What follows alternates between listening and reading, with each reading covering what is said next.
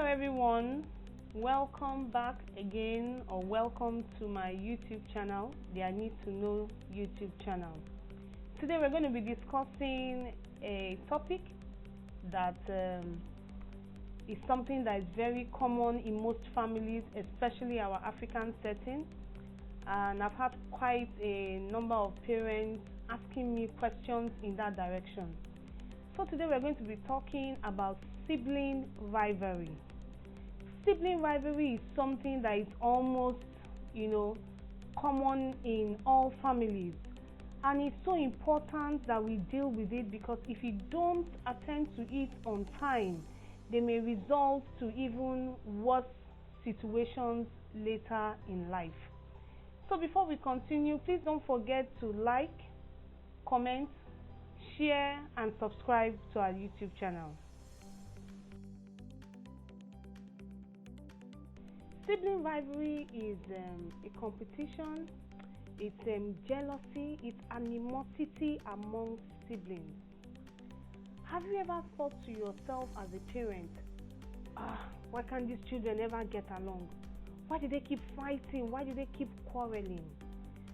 It looks normal, but the truth is, if you don't handle it properly, it could be very, very dangerous. One thing we need to know about sibling rivalry is that for you to be able to understand it properly, you as a parent, you should put yourself in the shoes of your children. Take for instance, you're the first child, and remember when it was just you as a child, mommy and daddy always had your time. They paid so much attention to you. Each time you wanted something, almost in a twinkle of an eye, it was there for you. And then the second sibling came, and it looked as though all the love, all the attention had been diverted to the second child. You know how you felt then? It's just like a husband bringing a second wife and expecting you, the first wife, to just automatically love the second wife. It doesn't always work that way. So you need to put yourself in their shoes so that you'll be able to understand exactly the way these children feel.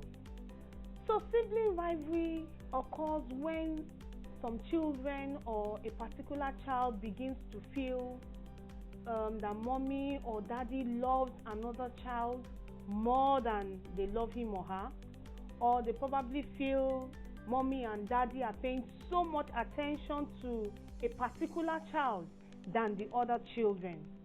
And the truth is, sometimes it actually happens. It actually does in homes.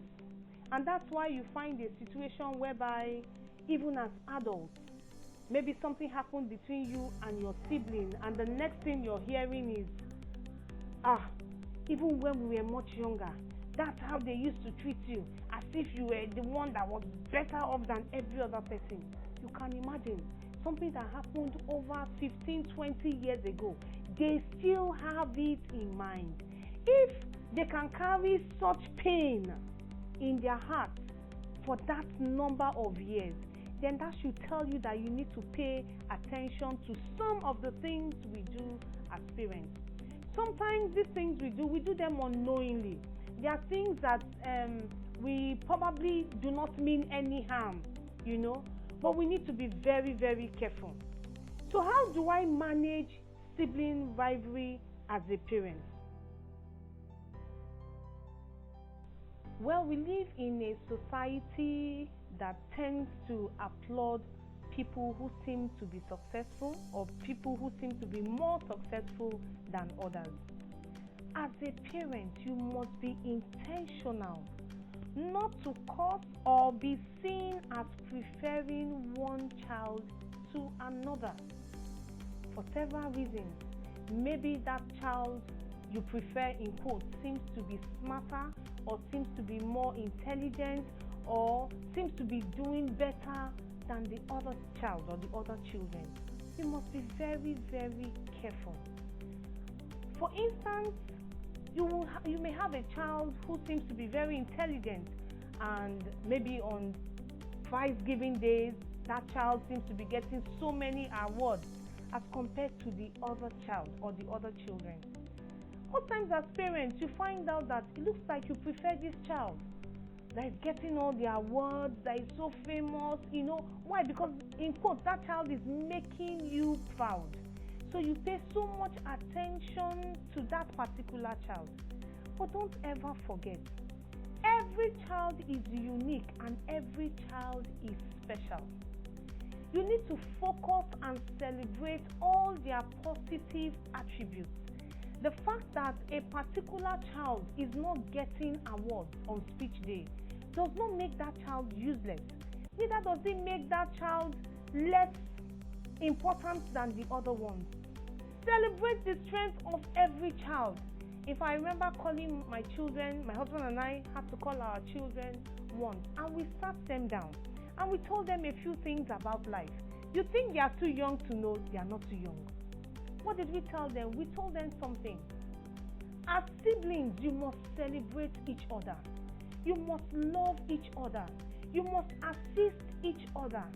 My children are entrepreneurs, teen entrepreneurs. So we have I have one that is into makeup. I have another one that makes soap. She's into t-shirt making and all of that. My son has a fish farm as well.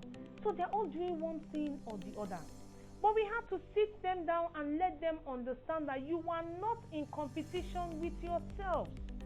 You should assist each other. Help each other to market your product. Parents, if you don't do this, if you don't imbibe this culture of love in your children when they are still very young, you'll be shocked that when they grow up, that spirit of competition will take them over. Because the parents have always shown more love or more attention to a particular child. So please, as parents, let's be very careful not to sow seeds of discord in the heart of your children. It could be very, very dangerous. So that even when we as parents are no more, these children can continue living as one. Don't begin to create fractions in your home from now. Don't begin to cause enmity between or amongst your children right now. Let them understand that each one is important. Celebrate all their little achievements. Celebrate each one of them. Let them feel loved. Let them feel important. Let them feel that I am somebody. My mother or my father loves me just the same way they love the others. And I'm very sure that when you do this, that seed of love that you are sowing in them, in several years to come, it will yield positive results. Another key as a parent that we should understand is the fact that we should pay attention, in fact, equal attention to every single child. Well, it seems difficult, it seems impossible, but the truth is that it is doable. Don't be seen as a parent that pays more attention to a particular child. You see some children, we run, mommy, and you're like, oh, please leave me, I'm very busy now. But almost immediately, another child walks up to you and says, mommy, and you're like, yes, what's the problem? If you were in their shoes, you feel really bad. So please, as a parent, let's try as much as possible to pay equal attention to every single child. Every child is important. No child is useless. The child you may look at today that seems like, oh, this child is really nothing to write home about. You'll be shocked that years to come, that child may even be, in quotes, the best child or the better child. So please, let's give attention to every child. You can make it a point of duty to say, okay, every day, 10 minutes at least to every child. Let me listen to this one. Let me listen to that one. And not a situation whereby you're just listening to one child to the detriment of another child. Again, as a parent, when conflicts occur, or when you see your children are fighting or they are quarreling, please let's be careful not to take sides with anyone. We need to teach our children how to resolve conflict with respect. Most times when the children are hurting, everybody is angry, everybody is upset, they are usually not ready to talk about it. They are usually not ready to tell you what even happened. So sometimes you may need to allow the dust to go down a little bit. And then when you can see that everybody is sane now, you can now call them together. Let everyone air their views. Let them air their opinions.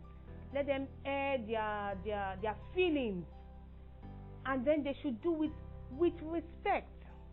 And then also try to explain to them to put themselves in each other's shoes. That way they'll be able to feel the pain of the next person. So please, as a parent, never take sides. Never take sides with any child. But that's not to say that when a child is wrong or when a child has done something wrong, you should not correct. Yes, we should correct them as parents, but let our corrections be done in love, knowing fully well that we do not mean any harm. So that's all we can take for today. So please don't forget to like, comment, share, and subscribe to our YouTube channel. Thank you.